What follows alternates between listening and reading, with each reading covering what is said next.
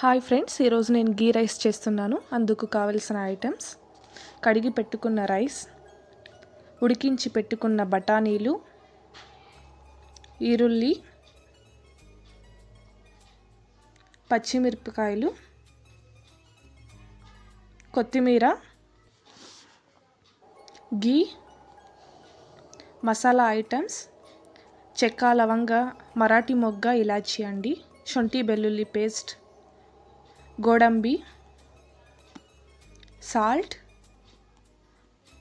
Oil. ఇప్పుడు process అండి. ఒక పాత్ర తీసుకొని అందులోకి తగినంత ఆయిల్, గీ వేసుకోండి. గీ అయితే 2 టేబుల్ స్పూన్స్ వేసుకోండి.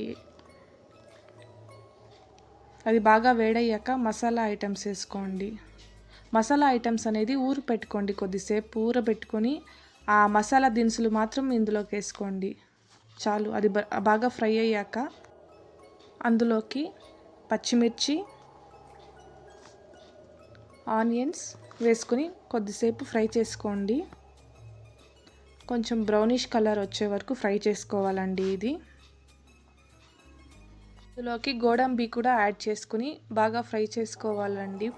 ఆ గోడంబి అనేది కొంచెం బ్రౌనిష్ కలర్ వచ్చే వరకు ఫ్రై చేసుకోవాలండి. ఆనియన్స్ కూడా కొంచెం బ్రౌనిష్ కలర్ వచ్చే వరకు ఫ్రై చేసుకొని అందులోకే కట్ చేసి పెట్టుకున్న పుదీనా, కొత్తిమీర యాడ్ చేసుకొని బాగా పచ్చివాసన పోయే వరకు ఫ్రై చేసుకోవాలండి.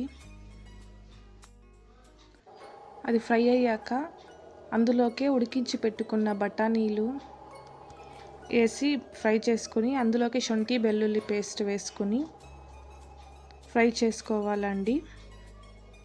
కొద్దిసేపు ఆ పచ్చి స్మెల్ పోయే వరకు ఫ్రై చేసుకోవాలి. అందులోకే మనం రుచికి సరిపడా ఉప్పు వేసి బాగా ఫ్రై చేసుకోవాలండి. కొంతమంది పచ్చి బఠానీ తీసుకుని అలాగే ఫ్రై చేసుకుంటారు. నేనైతే ఎండు బఠానీని నైట్ అంతా సోక్ చేసి పెట్టి దాన్ని యాడ్ చేసుకుంటున్నానండి. ఇందులోకి కడిగి పెట్టుకున్న బియ్యాన్ని యాడ్ చేసుకొని కొద్దిసేపు ఫ్రై చేసుకోవాలండి.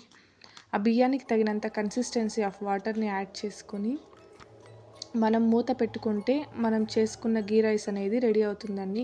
నేను 2 విజిల్స్ పెట్టుకున్నాను. విజిల్ వచ్చిన తర్వాత స్టీమ్ అయిన రైస్ని చూపిస్తున్నానండి. Thank you for watching my videos. Like, share and subscribe